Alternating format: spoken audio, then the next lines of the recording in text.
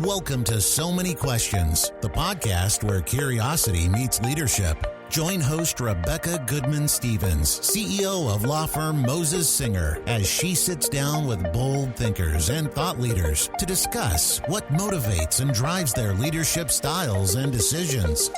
From candid stories to aha moments, we go behind the scenes to find out what really drives them. Enjoy the episode.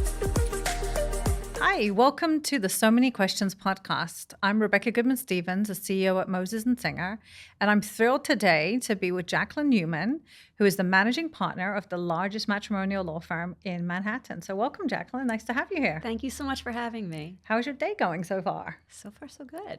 Great. It's early. The day is young. I agree with that. I'm so happy to have you here today because you've really, since I've known you over the past 2 years, I've really been inspired with the firm that you've built out and the culture and how you view what you do, both at your firm, but also outside of your firm. And really just wanted to kind of put a spotlight on that today. How did you end up doing what you do? So, well, first of all, thank you for all of that. So I kind of have a funny story to begin with. So I've actually always wanted to be a matrimonial attorney, which is incredibly bizarre because, there's no divorce in my family. Like the first divorce was actually I always have to think this through. So it was my husband's brother's wife's brother's wife's sister. I'm drawing a family tree in my head right now, and I'm not sure. So that's really far back. Really far back. So there's no divorce in my family. But you knew this from like the age of 13 or something, right? It was 13, yes. Yeah, so middle school, which is, again, totally bizarre.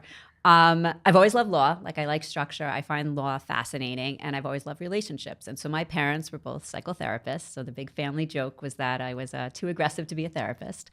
And so this just seemed like the perfect fit. I was like that weird kid that carried like LSAT books with me in high school. And so basically what happened was I went to law school. Even when I was actually in college, I worked for a matrimonial attorney. My last year, I decided I didn't want to take classes anymore. And so I had a sociology professor who I had a really good relationship with him. And I said, I really don't want to do classes anymore. Like, what else can we do? And this was before people did internships and all this stuff. So I'm very much dating myself. But we're both 27 for the record. Yes, today. Of course, absolutely. And so we created the first independent study in my college. And so I ended up working with this attorney who I remember was like, she couldn't have been more than 5 feet tall. Like, she was this tiny little thing, but she was like a firecracker. And I just had so much respect for her. And she actually, so I went to school in Delaware, and she actually was one of the first people that changed the wording in Delaware about visitation. When you would see your children, they'd call it visitation. She said, you visit people in jail. And so she turned it to parenting, which I thought it's such a small thing. And again, we're talking quite some time ago. It's meaningful change, though. Such a meaningful change. And the fight that she had to do this. And again, picture this tiny little thing, walking into court and being like, this is what we should be doing. She was just amazing. So anyway, I did that in college. And then when I was in law school, I threw all my eggs in one basket. And this is all I focused on. So thank God it worked out, because I'm pretty much not qualified to do anything else. That's not true. We're going to get into that later. But yes, okay. So then what happened was my professor, I had a professor in law school who I went up to at the end of class and asked him if he was hiring. And he was running a small matrimonial firm, just him and one other attorney. And he said, sure. The guy who was working for him at the time was leaving to go file the Grateful Dead. So he said, come on over. And I've been there now for... Grateful Dead or divorce. Yeah. It all goes together. Yeah. And so, I think it's been about 30 years. 30 years or so that I've been at this firm. I don't have a resume. I've never been anywhere else. And now I'm managing partner and an owner of the firm. So was there a turning point moment where you kind of then became the person in charge? And then what did you do with that? What was your vision? And was it different to kind of the vision initially? Did that change? So, again, this is, I was a little bit precocious back then. And I worked for these two older men who were pretty much like, do whatever you want, we'll stay out of your way as long as you take care of everything. That's amazing. Yeah. So, and they were just, amazing, amazing men. They still are. And so the two of them, they were, about, 35 to 40 years older than I was. And basically, I was originally just there. First, I was the intern. Then I was an associate for a while. And as I continued to grow in the firm, I got to a point where I decided I didn't think the way that they were running the firm was so great because they really, both of them are brilliant. And they actually had met at Harvard and kind of like once at a drunk dinner party decided to put this firm together. So the two of them really were just kind of enjoying life on this. And I wanted to take it a little bit more seriously and take it a step further. So at some point I just started involving myself in the finances of the firm. And then I started involving myself in the marketing of the firm. And again, they were just like, whatever you want to do is fine. Like as long as you take care of it. I mean, even to the point, I always talk about when I decided that I should be a partner, I went up to them and I said, I think I should be a partner. You promoted yourself. Totally promoted myself. I like They're like, that. okay. Then when I decided I should be a managing partner, I was like, I want to be managing. Actually, I don't even think I said I want to be. I said, I'm going to be managing partner now. And they said, whatever. And then when I decided I wanted my name in the firm, I went up to them and said, I think my name should be in the firm. They said, as long as you take care of it, that's fine. And so this is like, and it's funny when someone becomes a partner now in my firm, we do a whole thing. We have everybody together. We do I send champagne. We have like a ceremony. whole announcement. Yeah. For me, it was like, yeah, as long as you take care of it, as long as you do the paperwork. Anyway, so that's really kind of how I grew throughout it. And yes, I definitely, our firm grew organically. As I said, we started with 3 attorneys and me being one of them. And now we're over 31 attorneys. And I think for me, it was very important to kind of be different. I wanted to be different than the stodgy law firms that existed. Matrimonial by nature probably brings itself to a little bit of a different feel than probably maybe corporate law because we are dealing with people. And yeah, culture was super important to me. I wanted to enjoy where I worked. I wanted to have, I wanted to be friends with everyone and I wanted everyone to be friends with me. And I wanted to not feel that, I think more of the feeling that people have when they think of lawyers, let's say, the old wood kind of thing, like we're black, sleek, fun stuff with colors popping. And I just wanted people to be at their best. I wanted them to be as happy as possible because my attitude is like, what we do is really, really hard, as most fields are. But this can be very, very emotionally draining, 100%. And so people have to be at their best. And if they're feeling stress in their work life, then that's going to impact obviously the way that they practice. Yeah. And I can't control what happens in their personal lives, but I can control what happens in their work lives. So if I can make them as happy as possible and comfortable as possible and, as real and true as they can be, then I think that's going to make them better attorneys for the clients. And our clients deserve that in this point in their lives. Yeah, no, that really resonates with me. And I always say, if you're not going to be nice, at least be smart, right? Like you're obviously doing it from like an authentic space of where you want people to be at their best, but factually speaking, they're not going to be able to if you're not looking out for that. No. I agree with that. I'm really passionate too about that concept of people. Work doesn't have to feel unnecessarily heavy, right? There's a way that you can actually still have fun and infuse fun into what you do. And yeah, I'd love to hear more on kind of what you do for the culture because I've really loved over time hearing the stories. You do kind of tailored experiences and have a really unique approach to that. So I'd love to hear a few examples of what you've done recently to give me some ideas. Okay. So, again, culture is the big, big thing. And I love planning parties. I always say this is what I would have done if I would have definitely been a party planner and still, I'm not ruling it out. Yeah. If the law doesn't work out. But, I look at, things that we do for the firm as kind of like my little way of being a party planner. So one example we do, and I'm trying to even remember where it came from, but at some point we started doing these surprise year-end events for my attorneys and the staff would do one also. But basically what happens is me and my partner are the only two that know. So nobody knows what we're going to do. How do you keep that secret? I'd be dying. Oh, and people are constantly trying to figure it out. They must be trying to get hints. And of course I love that. So, and what I'll do is I'll basically say, okay, so everyone's going to meet at 7:00 at the office. And, just because I'm annoying, I kind of say, I was like, and boys have to bring pencils and women have to bring pens. And I'll have all these little random things to throw them off? Or? Well, so sometimes they're random and sometimes usually they actually have some weird meeting, but nothing that would be obvious. Like one year, for an example, I took everyone to a Billy Joel concert, but we went to an Italian restaurant first. Ooh. And so I had the women bring hair ties. I had the men bring mints.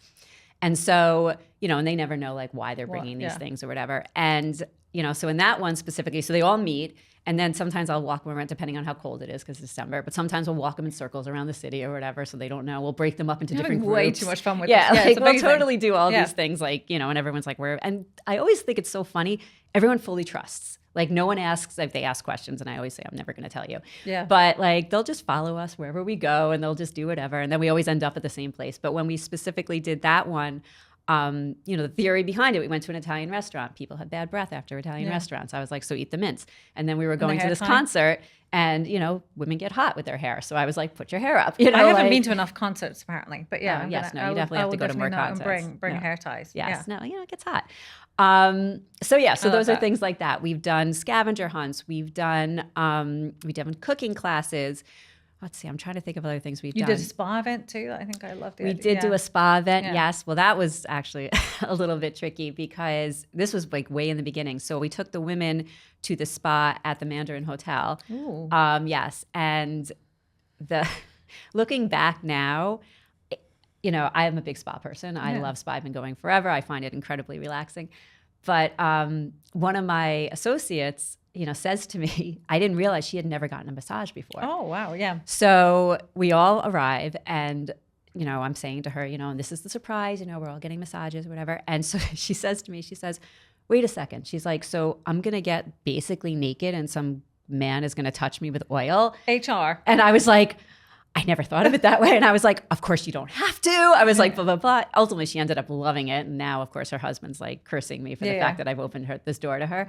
But it was one of those things like, I was like, oh my God. I was just like, when you describe it that way. In this day and age, you know, in terms of just what you can, you know, when you're looking to build relationships and the friendships that you're describing, you know, it's difficult, that line also just from a business standpoint of, you know, where to go. But I think overall, you've really found a great balance there. How do we get invited to these events? That's the real question that I have. You go to law school. Oh, you got to do matrimonial law. You got to come over. Well, I guess I'll have to organize my own events, but I'll be inspired by yours. It sounds amazing. What do you look for when you're looking to hire someone? So again, remember what type of practice I have. Yeah. So when a resume comes across my desk and we do an interview, I actually usually keep the resume down. And when I meet someone, my attitude is like, will you annoy me? Yeah. And will I want to go to lunch with you?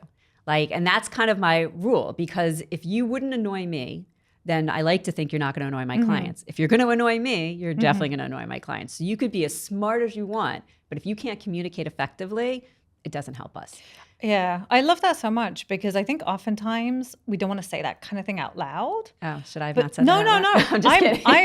I'm fully on board with it, because I think oftentimes we're not aware enough of how people, you know, how we feel with people. And I'm super aware of that. And sometimes it can change over time. Yes. But yet, you know, if the first impression is, I don't like someone, then I'll kind of lean into why is that, and kind of why is that resonating with, it might be me, right? But it's good to know where it's coming from. And right. And I think, again, you know, you make a first impression right away, right? And so if that is that person's first impression, again, my clients are coming in a super sensitive spot. They're going to be even more aware of whether there's someone's going to be giving off a good vibe, a good energy. Yeah. Like, I don't want to sound too high level on this, but that is really what's important to me. Yeah. And then if they pass the first non-annoyance test, then I'll flip the resume over and be interested. That's good. But for me, you know, you can go to I don't even care what school you went to. I don't care about any of that. So much of it for me is the people skills and being able to communicate. I think that I can teach pretty much anyone who has the ability to learn matrimonial law, but I can't teach you the intrinsic people skills. Yeah, I think that's so true. Yeah. And I know you've recently made the decision to go with a new tool, I think, to kind of assess culture. Yes. Do you mind talking about that? No, I mean, I geek out on those things. I mean, I can definitely speak about it, except for the fact not from an educated space yet, because we're getting trained tomorrow. But so again, because culture is so important, we are testing out a program. It's called the Culture Index. And basically what it is, and somebody is listening to this from the Culture Index, they may get super offended that I'm describing it this way. Or we'll be sponsored by them in our next podcast. That could happen. Who knows? Also. Yes. So from the tests that I've done so far, what basically, even though they tell you not to call it a personality test, so I'm not calling it a personality test. However, it looks pretty much close to a personality test, where you basically, there's two parts to it. One where you take this, you circle these, you know, basically call it adjectives, basically. Even though they just use they use a thesaurus definitely, and just use the same words in different ways. But where they basically, you know, just describe like, how do you see yourself? So you circle all these letters, whatever. I mean, all these words. And then the second part is, how do you think what are the skills and qualities you think you need at work? And so the whole point from, again, my understanding, and I totally reserve the right to change this understanding after my 2 days of all-day training, is that basically it's really like if your energy levels, let's say that you think you need to be very outgoing, like that's, and you see yourself, and let's say you're level, I don't know, like 8, it's an 8 for outgoingness. And yet you see yourself as really a 5 for outgoingness. Then that's going to show that you are 3, deviations away, and you're stretching at work. And so it's really about being able to put the right people in the right seats. Like it's really kind of playing into where your strengths lie and not putting somebody who may be an introvert, in an extrovert job and vice versa. And so, because again, it all goes back to wanting people to be happy and successful. And if you're putting someone in something that's not good for them, they're not going to be happy and successful, and everyone's going to be unhappy. And and you will not have as much energy in your life if you're exerting so much at work. And so one of the things that was really interesting when I did it is I was very on par. Like the guy had said, he's like, you are very much yourself at work. And people, make comments about me having a lot of energy. I think I have very high mitochondria. But anyway, they, I know it's random. But anyway. I'm with you on this, yeah. So, but I think part of the reason that I'm able to have energy for outside projects is because I think I'm in the right seat for my work. And that makes me happy. And it doesn't put me in a state of overexertion, which I think a lot of people in the world are.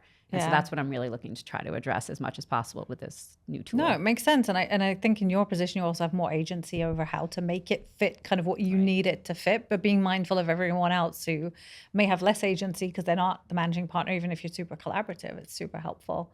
I also find it really helpful from an empathy standpoint because that kind of tool helped me understand people who are very different to me. Also, I used to get super annoyed about people who are just quiet in meetings, and I'd interpret that as not being interested or not being into things. And it's really helped me realize that that type of profile might be exactly who I need to have in the room. They're just thinking about how do we get this crazy idea done, and that's someone who's super key. So yeah, I love it. I'd love to hear how you kind of learn from that and what that does for you guys in the next few years.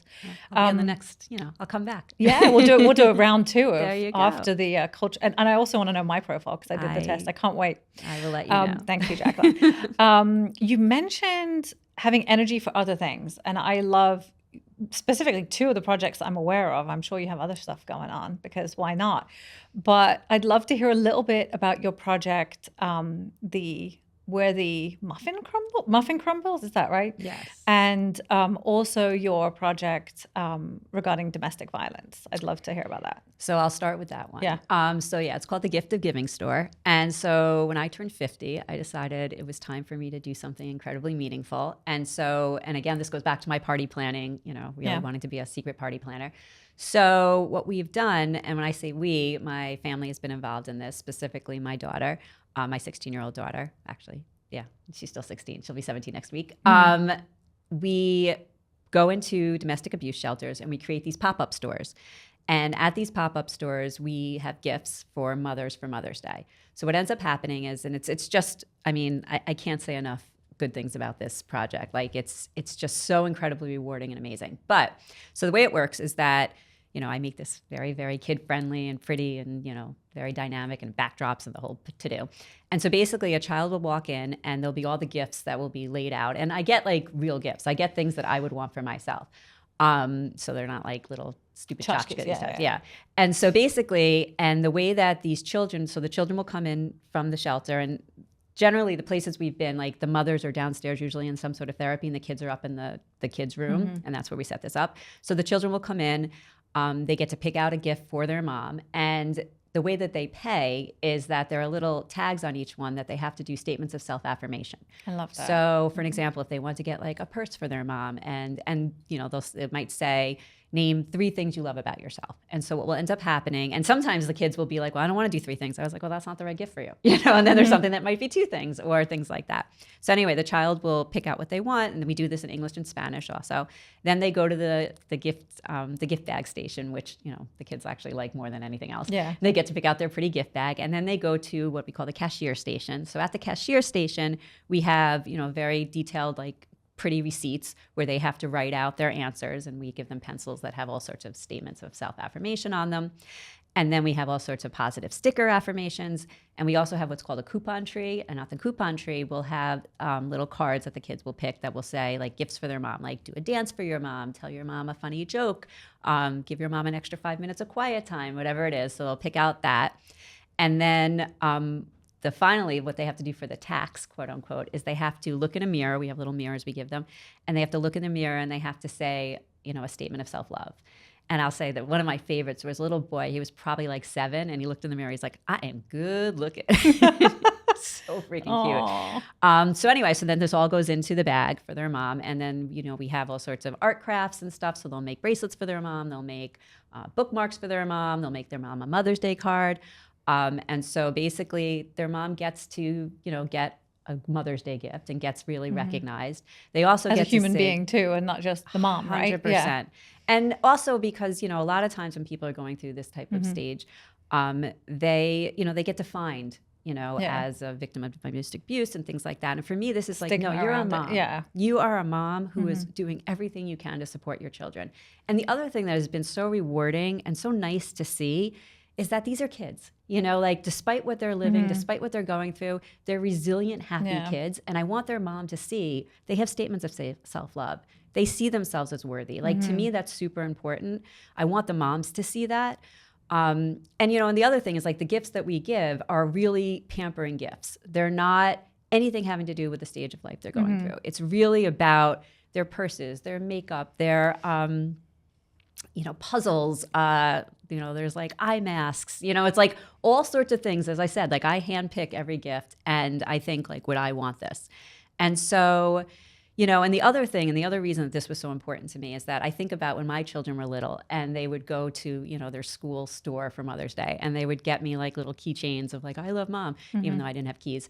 But yet they were so Don't excited have to give keys. We're going to have a follow-up question on that. Because, you have in my car, keys in the car. I don't carry keys. Anyway, so they, but they would be so excited to give it to me. And they'd want to see me having it all the time and stuff like that. And so for me, if let's say the mom has a scarf, she picks out a scarf, every time the child sees mom wearing that scarf, that's a moment for them. It's meaningful. And it's so exciting for them to give it to their mom. And, a lot of these kids probably haven't had the opportunity to pick out a gift. And the other thing that we do, and, I've obviously put a lot of thought into this, is that I get gifts that kids wouldn't generally like for themselves. Because I think one of the things that, I always say, like, if you ask my child when she was younger, like, what's your mother's name? They'd say mom. Like, you have no separate identity. And I think it's important for children to think about what would their moms really want. And so I say to them, like, a lot of times when they're shy, when they first come in, I say, well, what does your mom like? And so if I do have one thing of chocolates I give. A lot of the kids pick the chocolates all the time because that's what they want, but I want them to think like, what's your mom's favorite color? Does your mom ever talk about, we give out a lot of like fun blankets and stuff and fuzzy it's empathy blankets. skills, like really seeing someone as an individual and like in their own uniqueness. I love that project so much and it's so meaningful and impactful. So it's awesome. Really inspiring. And I know the other project kind of is parallel to it. It ties in. So what caters that is a company called That's the Way the Muffin Crumbles. And so that is a company I've made with the same daughter, Alexandra, to give her a shout out. So what that is that's actually also funny. So during COVID, she got into baking, as many people did. I personally did not, but she did. And so I was going to say, you totally no not. sourdough over here? No, totally not into that. It would just be a disaster for all people involved. But anyway, so she got into it. And so she once was making muffins for my husband for his birthday. And he loves like Oreos. So she was making these Oreo muffins and this Oreo cream. So anyway, she puts them into the oven and they implode. Now, I guess muffins, I don't know if they're hard to make. I don't know. Whatever it was, she was devastated. So she comes, she's hysterical, crying, and she's just like, oh, I'm ruining his birthday, and blah, blah, blah. I was like, what are you talking about? And I take them out, and they're all crumbly. And I was like, this is amazing. And I was like, and I take all the crumbs, and I put them in a bowl, and then I take the cream that she had made, and I mix it together. I was like, muffin crumbles, this is amazing. Awesome dessert. So, of course, like afterwards, I was like, oh, my God, this is the greatest business ever. Like, I was like all into it. And then it was COVID, and then like an hour later, I forgot about it. Okay, now fast forward. She's in school, and this is now, I guess, probably at least a year later. And she says to me that she did this English project, and one of the assignment was saying something that you a lesson you've learned, that someone gave you verbally and non-verbally. And so she actually used the muffin crumble as a non-verbal. Such a great example. Yeah. She was just like, this was something that I was devastated about, and it turned into an amazing thing, and, being positive and whatever. So then, of course, I see it. I was like, that really was a great business idea. And so that's where it sort of started. I was like, do you want to do a business together? And so we started it, and it's such a great experience for her to learn. Like we made an LLC, and I was like, an LLC is if you poison someone, no one takes our house. That's an LLC. Yeah. So we were like really just kind of teaching her all that. that definition. I think we'll have to use that going forward. Yeah. And we worked with a designer, and we brought a consultant in, and it was just such an amazing experience to do this with her, to make her responsible. I can't cook, so she has our chef, and we actually went to a commercial kitchen, and she learned how to like take this to the next level. And you have, all these creative energies that are just flowing out. And so it was just so fun. We worked with designers. I mean, the places we went with this, it was just amazing. And so we created websites and the whole to-do. So I'm definitely in charge of the business. She's definitely more on the creative side. And the funds that we raise, which to be honest is not very high right now, but that will go and fund the Gift of Giving store. So they'll all kind of tie into each other. So if people want to order, who are watching this podcast, what do they have to do? They go to muffincrumbles.com. Muffincrumbles.com and help support this initiative. And they taste amazing, I've heard. Yes. The rumor is I may or may not have tasted a few of them, sharing it with my kids. Yes. But yeah, I just love how creative you are. You kind of bring that into the business and obviously into what you're doing here. And I think it's a great lesson in also resilience, to your point earlier, of sometimes something doesn't work out the way you think it's going to work out, but how do you take that to come up with a completely, maybe even better idea, right? Yeah. Like everyone can make muffins, right? Like, not me, but well, generically people can, or you could buy them, right? But this is a completely new idea, which I really love that. Yeah, I think it's fantastic. So thanks for sharing that. No. I wanted to ask you, where do you see, because now you're obviously in the prime of the business, it's growing. You're the biggest matrimonial law firm in Manhattan, which is pretty impressive. I know you're growing into multiple offices. Where do you see this going over the next 5 to 10 years? Like, what's your vision for this? That's a good question. I think I want to continue growing. I think that for me, one of the challenges that have happened is I see ourselves as a small little firm, and I have relationships with everyone in my firm, and everyone's so handpicked. And one of the challenges that I've seen is as we continue to grow, it's harder. Weirdly enough, everyone seems to be getting younger that I keep hiring, and I'm not sure how that's happening. I'm not sure why that happens. Yeah, it's very weird. And so I do feel a little bit of a gap when my children are going to college and they're talking about possibly having children. I was like, that's weird that we're not we're the same age, and yet we're in this weird stages of life. So it is becoming challenging. It's harder for me, and we do have offices. We have an office in Westchester. We have an office in Long Island. While I definitely make efforts to speak to everyone, and I do all sorts of different things to stay connected, it's hard. Yeah. And I see as, we're talking about branching into Florida, we're talking about branching into Jersey, and, while to me, Long Island might as well be Florida, but conceptually speaking, it's challenging. And as we continue to grow, I do want to keep these relationships, and people keep saying it gets harder, know? And so while I do want to keep growing, because I do think this is a business model that doesn't exist in the matrimonial space, the other thing that's different about our firm in this is that we do mediation, collaborative law, and litigation. So a lot of firms just do litigation or just do mediation. And so for me, my hourly rate's the same no matter what you do. I just think it has to be whatever the right choice for, that couple. Yeah. Which is also a different business model than that exists. Yeah.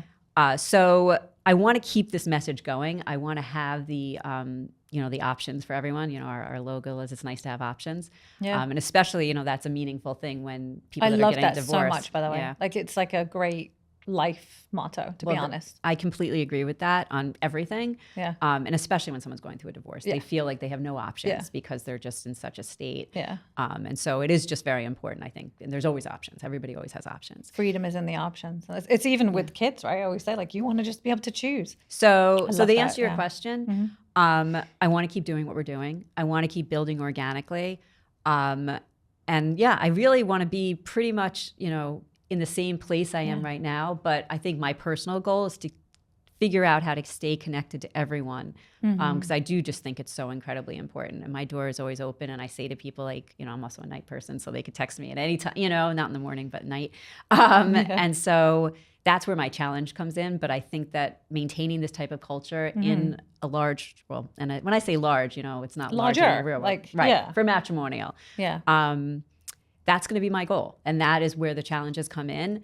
But in 10 years, I want to be bigger, but still have these relationships, even if this is what I have to do all day long, because to me, that's most important. No, it's great. And I think it's one of your great attributes, right? Is to be super connected to the people that you're working with and really intentional about that. And I love how intentional you are too with yourself and kind of your own goals. And I think that our listeners might be interested too. It's kind of inspiring the whole concept of the gifts that you give yourself, if you don't mind sharing that. For each milestone. Do you do it each year or just big numbers? No, big numbers. Big numbers. Okay. Yeah. So it was really 40 was really the big one. Way back when. So even though 27, not really. Right? 27. Yeah. So so when I turned 40, actually, you know what? I did give myself one at 30. I did give myself one. The mommy guilt I gave myself at 35. Okay. I said at 35, I was not going to have mommy guilt anymore. So that was something that was good. My little, I don't know how well that worked, but that was the goal. But at 40, I decided that every time I start a sentence with I should, I'm just not going to do it. Yeah, love that. And so that to me was incredibly freeing.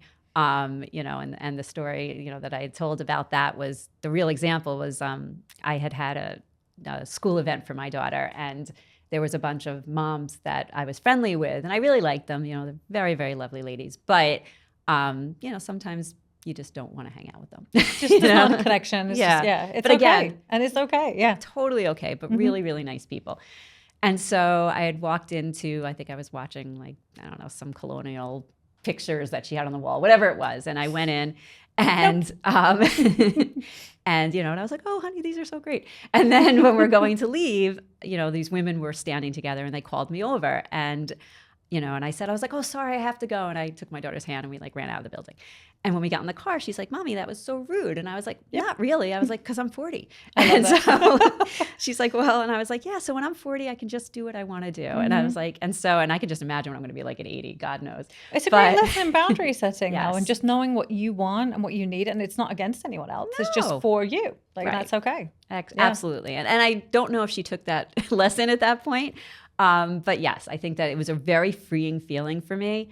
To just feel like I'm going to do, to your point, I'm not hurting anyone's feelings. I'm not doing anything, but this is about me doing and spending my time the way I think that I should be spending my time, because it's my time.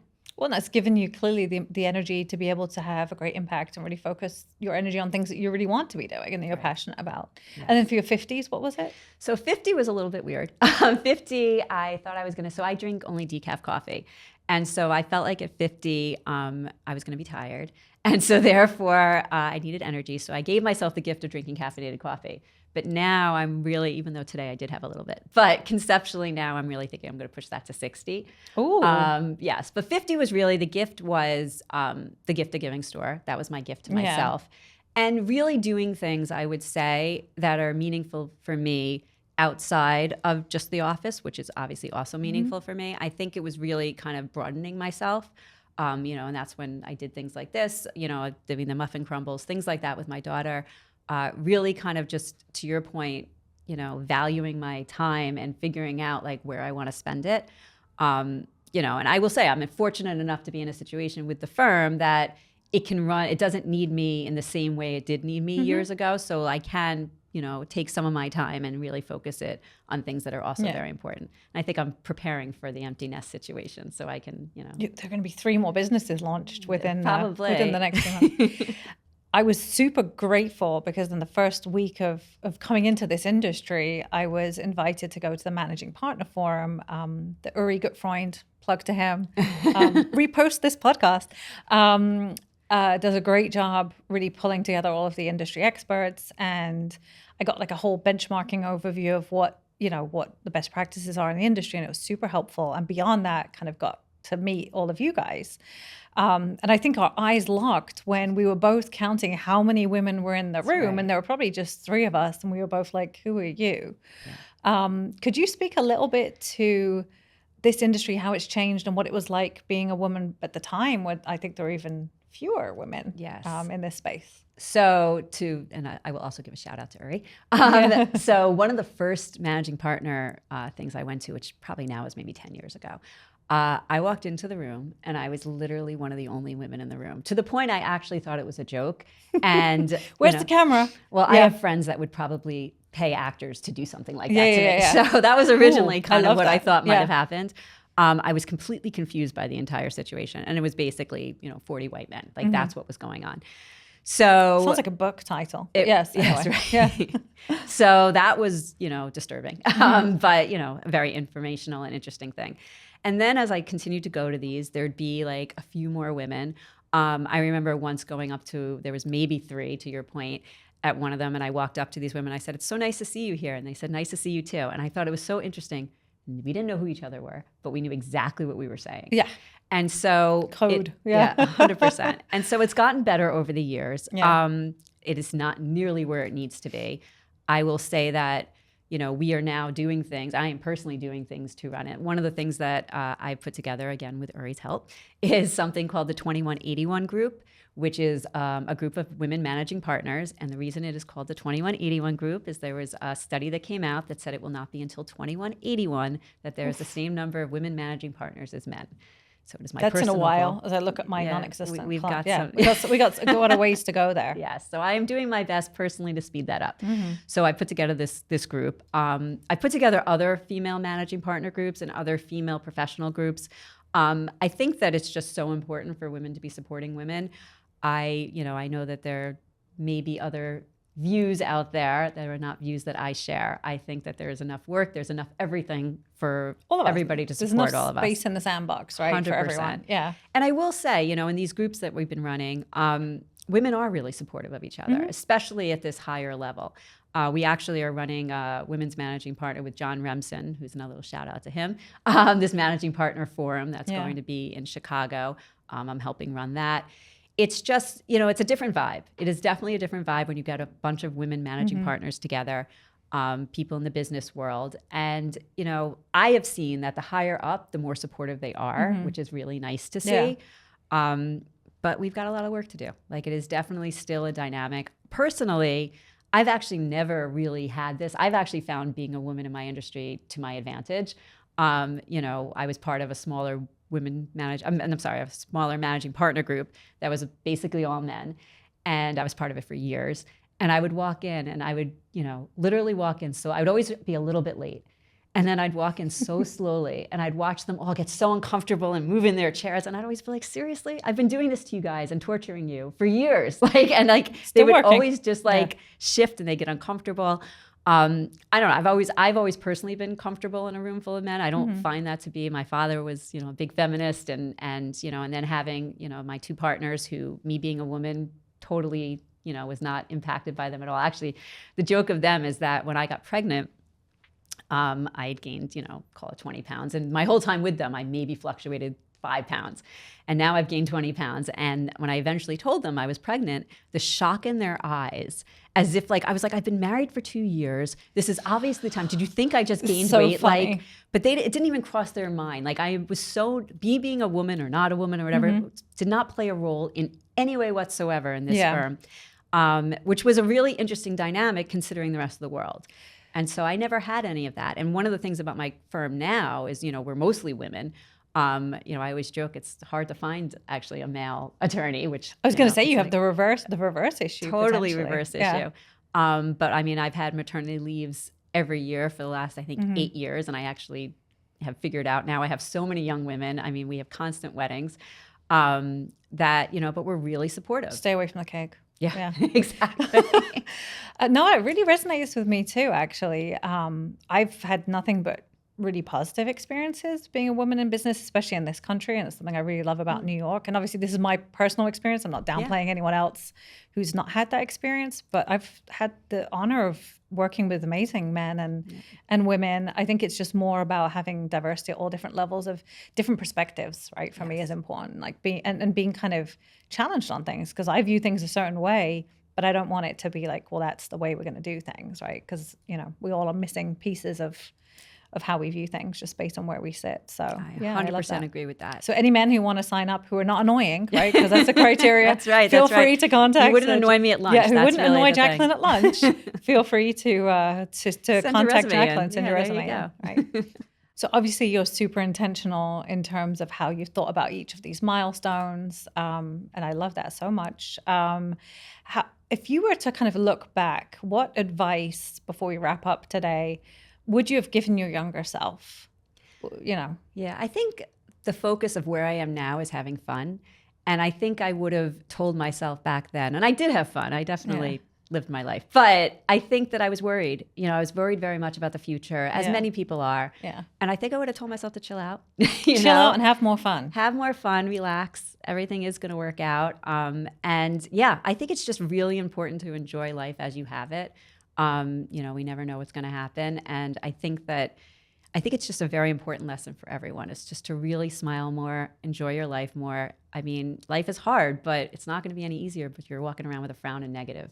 So I'm true. all about positivity and just not carrying grudges. And, I think all of that is so toxic. So just everyone should just relax a little bit. Chill, have fun, and smile. And smile. I love that so much. Thank you so much for being with us today, Jacqueline. It was absolutely my pleasure. Thank you so much for listening in to our So Many Questions podcast. Don't forget to subscribe and join us for the next podcast coming soon.